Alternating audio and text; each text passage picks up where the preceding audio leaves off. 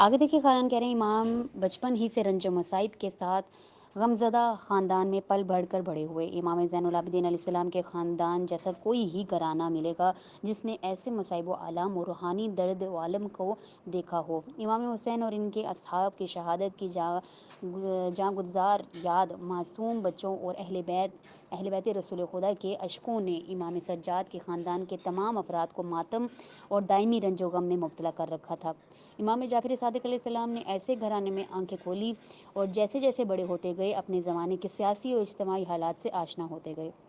اور آپ کی آنکھوں کے سامنے نئے نئے افق کے دروازے کھلتے گئے۔ آپ بہت قریب سے دیکھ رہے تھے کہ آپ کے جد و پدر کے ایک ایک عمل اور آپ کے گھر آنے جانے والے لوگوں کی عموی مشنری نگرانی کر رہی ہے، اور یہ بھی دیکھ رہے تھے کہ آپ کے اصحاب کتنی زحمت و دشواری کے ساتھ آپ سے ملاقات کر پاتے ہیں۔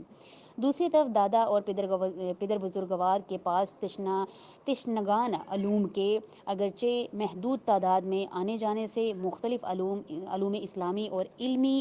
فقہی مباحثوں کا آپس میں مشاہدہ کیا تھا۔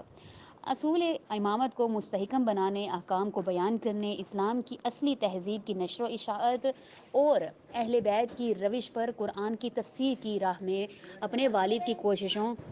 اور دشواریوں کا آپ نزدیک سے مشاہدہ فرما رہے تھے اور خاندان کے بڑے بیٹے کے عنوان سے ان تمام کاموں میں شریک تھے۔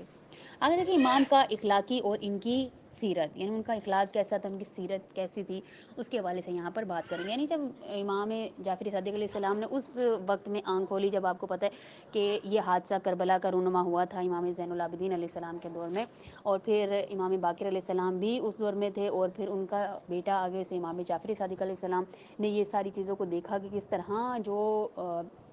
شام کے لوگ اور کوفہ کے لوگوں نے جو حکومت تھی، خلیفہ وقت تھے، وہ کس طرح سے ان کے بابا اور ان کے دادا کے ساتھ وہ پیش آیا کرتے تھے۔ تو اس وقت میں آپ نے دیکھا کہ کس طرح ضرورت ہے کہ احکام الہی کو بیان کیا جائے، قرآن کی تفسیر کو بیان کیا جائے۔ تو اس وقت علوم کا ایک دروازہ وہ کھلا، اور یہاں پر ابھی وہ بتائیں گے کہ امام کی اخلاق اور سیرت کے حوالے سے۔